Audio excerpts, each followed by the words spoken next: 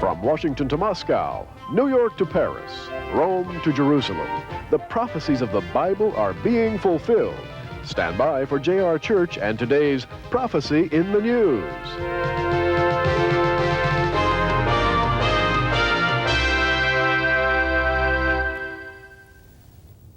During the last week of March 1993, Egypt's President Hosni Mubarak flew to Washington, D.C. to confer with President Bill Clinton.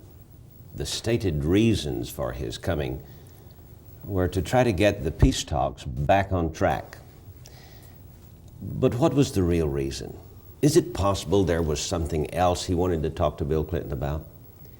For you see, recently, Egypt's been going through some difficulties with terrorist activities throughout the land of Egypt, promoted by the same people who bombed the World Trade Center. Gary Stearman is here to discuss with me the impending fall of Egypt. And a very interesting prophetic subject this turns out to be. In the words of Joseph DeCourcy, editor of the Intelligence Digest of February 12th, J.R., he says, Egypt is in desperate economic straits. It is beset by fundamentalist terrorism, and it is still the only Arab country to have signed a peace treaty with Israel. And of course that happened back in 1978 with the Carter-Sadat-Menachem Begin Peace Initiative, Camp David Peace Treaty it was called. Egypt has been Israel's faint hope for peace. And now, apparently, at least on the surface, Hosni Mubarak is struggling with the Clinton administration to push forward what remains of the Madrid peace process. In truth, J.R., it looks like Hosni Mubarak came for much, much graver reasons than that, and they have to do with his own survival. Now, in order to understand where we are at this point in history, I think it would be wise for us to go back to Isaiah chapter 19 and bring the prophecies of the Bible up to date. We open chapter 19 back in 1948 with a civil war going on in Egypt. Verse 2 says, I will set the Egyptians against the Egyptians, and they shall fight every one against his brother. I believe this is a prophecy, this entire 19th chapter of Isaiah, a prophecy of the events that have occurred in chronological order since 1948. There was indeed a civil war where Egyptians were set against the Egyptians, and every man fought against his neighbor, city against city, etc. In verse 4, Isaiah says, and the Egyptians will I give over into the hand of a cruel lord and a fierce king. King Farouk was overthrown, and Mr. Nasser became the cruel lord and fierce king over Egypt. The next verse says, and the waters shall fail from the sea, the rivers shall be wasted and dried up. In the following verses, it talks about the Nile River. Under the administration of Gamal Abdel Nasser, we had the building of the High Aswan Dam. And in the years since the construction of that dam, the river has been wasted, the waters are drying up, the fishing industry has suffered. When we get down to verse 17, we have the 1967 Six-Day War. And the land of Judah shall be a terror unto Egypt, and every one that maketh mention thereof shall be afraid in himself. It goes on to say in verse 18, in that day shall 5 cities of the land of Egypt speak the language of Canaan and swear unto the Lord of hosts. One shall be called the city of destruction. These 5 cities were in the Sinai Peninsula that were occupied by Israel following the 1967 Six-Day War. And one city, the city of destruction, is called today El Arish, meaning the city of destruction. And the Hebrew language was spoken in those 5 cities and throughout the Sinai Peninsula during that time. Verse 19 says, there shall be an altar to the Lord built in the midst of the land of Egypt. I believe that altar was the tomb of the unknown warrior, in which Anwar Sadat has been buried, and across the street from which he was assassinated. For it goes on to say that God will send Egypt a Savior, in verse 20, a great one, and he shall deliver them. I think this is a reference to Anwar Sadat, who became a Savior of Egypt, making a peace treaty with Israel. Goes on to say in verse 21 that Egypt shall do sacrifice and oblation. I think that was the sacrifice of their Messiah or Savior, Anwar Sadat. They shall vow a vow unto the Lord and perform it. I believe that was the peace treaty made between Sadat and Begin. And then this brings us down to the present day. And verse 22 of Isaiah 19 says, and this is following the vow that Egypt vowed unto the Lord. Verse 22 says, and the Lord shall smite Egypt. I think that's where we are right now, Gary.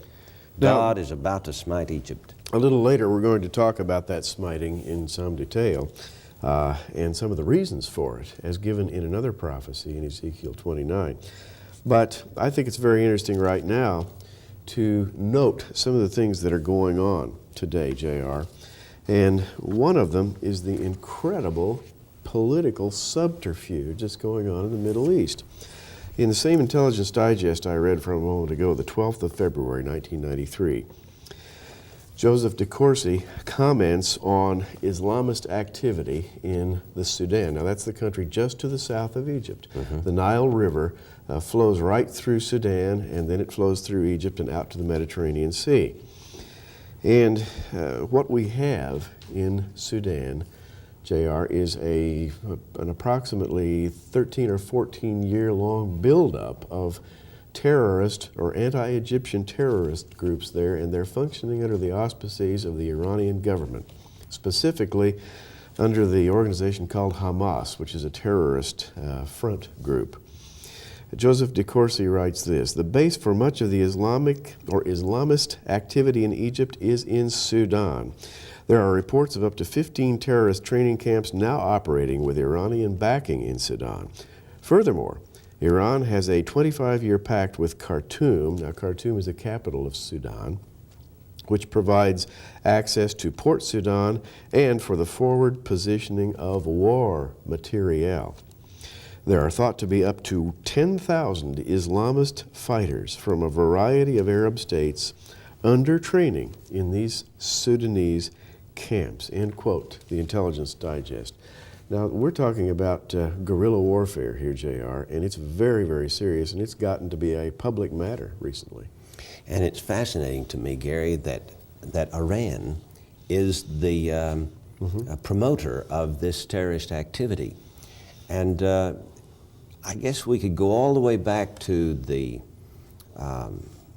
overthrow of the Shah of Iran, right. and to the rise to power of Khomeini. That's right. And then the taking of American hostages, and President Carter's opportunity to put a stop to that, and the incredible failure that took place in the desert of southern Iran.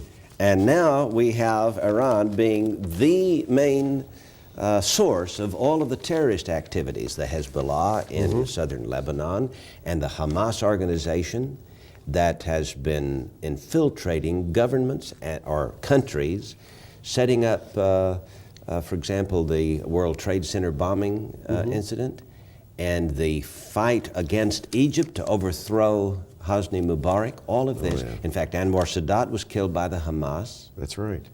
This is absolutely incredible that we should allow Iran to sponsor all of this and to continue to this day. In the Prophecy in the News for April 1993, we quote a United Press International report from March 10th.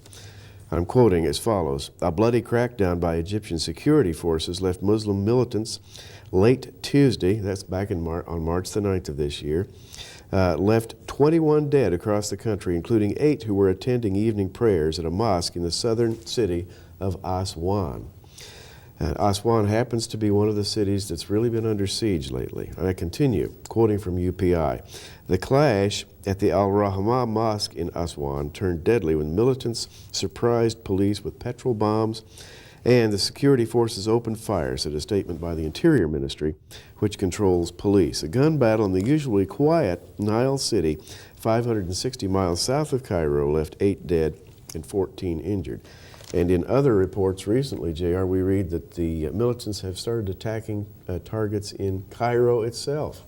They're working their way up the Nile. They have had emplacements to the south. They're working northward toward the Mediterranean. They have targeted tourists. The tourist trade in Egypt is now down to about 0 because tourists are being assassinated. The infrastructure, heads of government groups such as the Cairo Water Department, Sewage Department, infrastructures are being decimated. The leaders in key positions in the city of Cairo are being assassinated by these underground operatives. And the sole purpose of this is to overthrow the government of Hosni Mubarak. Ultimately, they want to assassinate him. They're calling for his assassination. They want to install a fundamentalist, militant Islamic government in Egypt of the same type that now functions in Tehran. And that's a frightening thought. And all of this is tied in to the events that we have seen, which appear to be somewhat disconnected because our news media has not put it all together for the average American. All of this appears to be disconnected, but it is not. For example, we sent troops into Somalia under the pretense of feeding the hungry. That's right. But we are there in the Middle East because Iran has made a presence in the Red Sea and in Sudan and is plotting the overthrow of the Egyptian government. That's and right. has made Sudan a base for terrorist activities. And JR, if Egypt falls, so goes any hope for a Mideast peace treaty, because Egypt is the last frail support that Israel has. If Egypt's government goes, the whole game is over, and Israel has no choice but to prepare for war. I have here a Jerusalem Post from March 13th of 1993, and this chronicles the bombing of the World Trade Center in New York City. Which appears to be somewhat of a disconnected story, but it is at the center of this whole affair, isn't it? Oh, it really is. It's a part of Iran's vengeance against the great Satan, the United States. And of course, it also is, I think, was done because we are in Somalia, and our ships are stationed off the shore, and we are watching the activities of Iran with the possibility of a military intervention. And so this is just a part of the war that's going on, this bombing of the World Trade Center. I think we all saw the blind New Jersey sheik, who supposedly is the head of, or the, so shall we say, the spiritual leader of the conspirators who bombed the World Trade Center. His name is Sheikh Abdul Omar Rahman. And according to the Jerusalem Post of March 13th, he regularly preaches messages of anti-Western, anti-Zionist hate. He has even called publicly for the assassination of Hosni Mubarak. He was acquitted in 1989 in connection with the assassination of Anwar Sadat.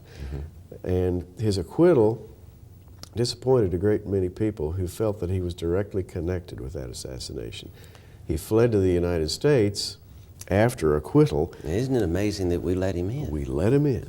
That is amazing to me. And finally, this man has also been tied to the assassination of Rabbi Meir Kahane. I started to say gentleman, I don't want to say that. The man who bombed the World Trade Center, Mohammed Salameh, is a cousin to El Said Nosser, who is now serving 7 to 23 years in Attica prison for wounding 2 bystanders during the 1990 assassination of Meir Kahane. That's incredible. It's incredible because he actually killed the man, but he got off on a technicality. And so he's serving a short sentence for wounding 2 bystanders. And all of this done under the auspices of Sheikh Rahman and Hamas, which has its ties all the way back to Persia or Iran, the city of Tehran. And those wonderful people over there under Sheikh Rafsanjani, who happens to be president of Iran, but who is also a Muslim cleric with dictatorial controls. It's difficult to tie this picture together clearly, JR, but what we've got is a network, worldwide terrorist network. And what we've got is a war between Iran and the United States. It may be an undeclared war, but we are at war with Iran. That's Absolutely. the bottom line, isn't That's it? the bottom line, yes. And of course, their main activity is not necessarily just against us.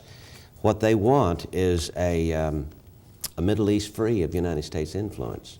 They want to kick out Israel and get rid of Israel. They want to kick out Mubarak and get rid of Egypt, or at least turn Egypt over into a Muslim Islamic fundamentalist state. Pardon the use of the term fundamentalist. I guess that has been used by the news media to point an accusing finger at anybody who is a fundamentalist, namely fundamentalist Christianity. But nevertheless, these people are, shall we say, terrorists of the first degree. Right. The Muslims, the Shiite Muslim Hamas organization that is sponsored by Iran, who is trying ultimately to kill the peace process between Israel and the Palestinians so that they can influence the entire Middle East to become like them.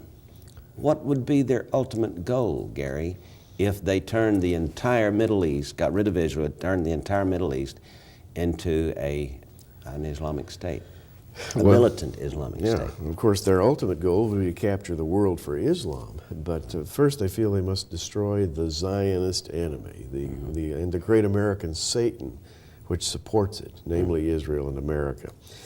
That's their ultimate goal. That's their ultimate goal. Take over the world, turn the whole world into Islam. But JR, what they're going for immediately is Egypt. That's their immediate target. And a moment ago in Isaiah 19, we read in the 22nd verse, "And the Lord shall smite Egypt, he shall smite it and heal it." Now, the smiting and healing process of Egypt is a latter-day phenomenon. I don't believe that it's ever taken place yet.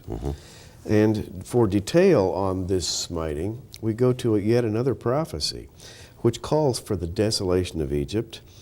Prophet Ezekiel, chapter 29. In verse 3, "Speak and say, Thus saith the Lord God, Behold, I am against thee, Pharaoh, king of Egypt, the great dragon that lieth in the midst of his rivers, which hath said, My river is mine own, and I have made it for myself. But I will put hooks in thy jaws, will cause the fish of thy rivers to stick unto thy scales, and I will bring thee up out of the midst of thy rivers, and all the fish of thy rivers shall stick to thy scales." Now we have here a picture of Egypt as a dragon lying in the Nile River. A dragon, of course, being a metaphor for Satan or satanic power. And Egypt lies in this river, and he says, "You know, my river is my own. I made it myself." There's kind of a pride here. Yes. Well, how can you make a river for yourself? That's the question. We know that the original Nile was just a river. In fact, it was one of the rivers, it is believed, that flowed through the Garden of Eden back in the first opening chapters of Genesis. God made that river. Yes, but for Egypt to say, "I made the river," turns our attention to the Aswan Dam and Lake Nasser, because that indeed was made by Egypt. It was indeed. In Incredible. 1968, with the help of the Russians, they built this incredibly large, massive dam that backed up the Nile. And in fact, it backs it up for 300 miles southward into Sudan. The Aswan High Dam has created Lake Nasser, as it is called, which is a 300-mile-long lake. And it's also done something else, JR. It's essentially dried up the river. The Nile used to flood annually, and that the annual flood would spill out onto the land and deposit fertile new soil. Yes. Also, it would create a favorable environment for the breeding of fish. And so the farming and fishing along the Nile was fantastic. Not so anymore. Fishing has declined. Farming has required the use of artificial fertilizers and irrigation. And people have moved closer to a stabilized Nile, and they're right down along the edge of it. And I've been told that the salt from the Mediterranean is backing up into the Nile River, killing the fish. That's right. which means that when this river was made by man, shall we say, when God made it, it functioned in a certain way. When man tampered with it, it's functioning in an entirely different way, and Egypt is very proud, as a matter of fact, of the Aswan High Dam. It's a hydroelectric project. Egypt boasted that this is going to bring us into the 20th century and create a super civilization. And what it's done is made Egypt very vulnerable to the terrorists of the Hamas organization. Which brings us back to Aswan. The UPI report that I read a moment ago, the Hamas organization encamped along the Nile in the Sudan, working toward the north into southern Egypt, has localized itself right around the Aswan High Dam. And JR, if they were to somehow destroy that dam, a 300-mile lake would empty itself from an altitude of 1,400 feet above sea level down to sea level. It would sweep through Egypt like a tidal wave. And it would fulfill, I believe, Ezekiel 29, which says, "And I will leave thee thrown into the wilderness, thee and all the fish of thy rivers. Thou shalt fall upon the open fields, thou shalt not be brought together nor gathered. I have given thee for meat to the beasts of the field and the fowls of the heaven." And if this were a nuclear bomb, it would contaminate the waters so that Egypt would be uninhabitable for the next 40 years. And so states Ezekiel 29. Now, it's important to note at this point that, and we'll try to get a picture of this dam for you as we're talking here. The Aswan High Dam, JR, is not just any old dam. It's huge, it's massive. A chemical bomb, such as the one that blew up the World Trade Center, would hardly phase it. But it's possible now, in this day of high technology, to hand carry a nuclear warhead, and if it were planted somewhere on the Aswan High Dam, it would vaporize parts of the dam and reduce the rest of it to rubble, and the whole thing would go right down the Nile River and create a radioactive flood, which, when it dried out, would leave the land desolate and waste and radioactive for, well, the Bible states in Ezekiel 29, 40 years, and that sounds like a reasonable figure to me. And Ezekiel indicates why Egypt is going to be destroyed by the Lord. Here's the reason, verse 6. "Because they have been a staff of reed to the house of Israel." That is a flimsy support. Right.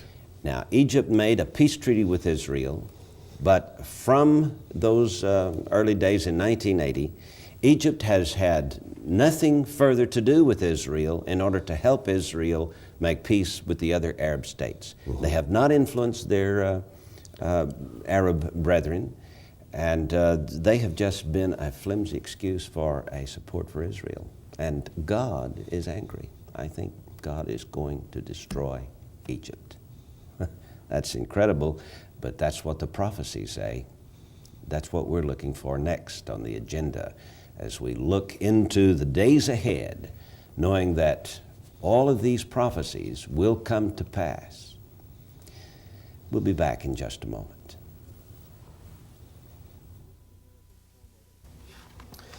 This is America's foremost prophetic monthly, Prophecy in the News.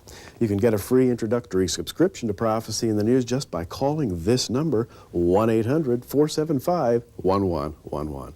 Each month, J.R. Church and the research team give you the news from a prophetic perspective. At least 2 full-length prophetic studies are included in every issue, plus commentaries on important subjects: education, politics, economics, science.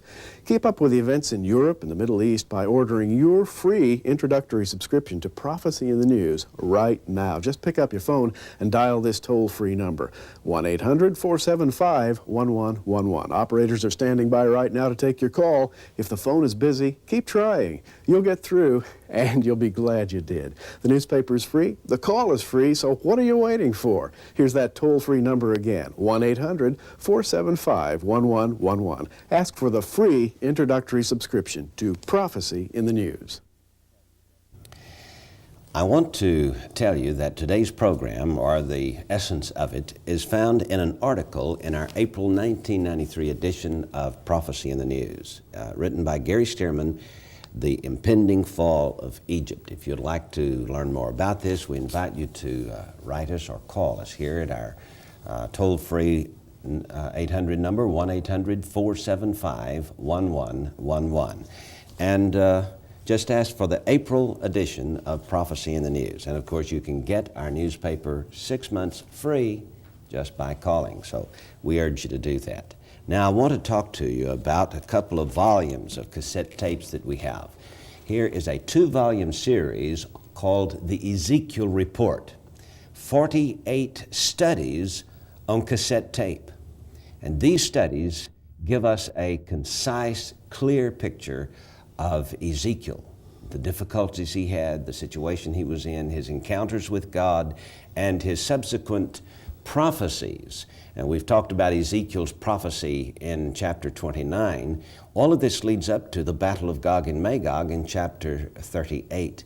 And so I think it would be helpful for you to be able to find out what Ezekiel has to say. This 48 studies on 12 cassette tapes in 2 volumes called the Ezekiel Report is available to you for a gift of $35 to the Ministry of Prophecy in the News. You can use your Visa or MasterCard and call us here at 1-800-475-1111. I urge you to get these 2 volumes called the Ezekiel Report and find out the incredible prophecies found in the book of Ezekiel. Gary, a few years ago, well, I guess was in the last century, the tomb of Ezekiel in Iraq was opened, and inside was found a series of stone tablets with the book of Ezekiel inscribed upon them in bas relief. That is, the letters stood out above the stones and the background of the letters were chiseled away so that nothing in the book of Ezekiel could be changed. That's right. Thus preserving the message of Ezekiel. And we don't really know where those stone tablets came from. They may have been chiseled by Ezekiel himself. Nobody knows for sure, but it was found in what is called the tomb of Ezekiel in Iraq. Today, those stone tablets containing the entire book of Ezekiel are in a museum in Jerusalem. And so the Ezekiel report that he had, the message that he had in his day 2,500 years ago, that is coming to pass today, being fulfilled in this generation, is a must for you to be able to get and understand.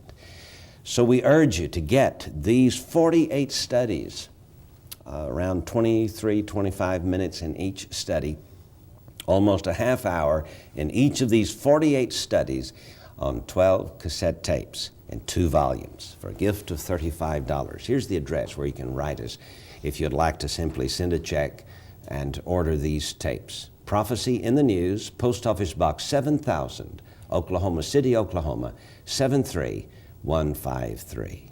I hope you will call or write today and get this material, and you will help us to be able to stay on the air.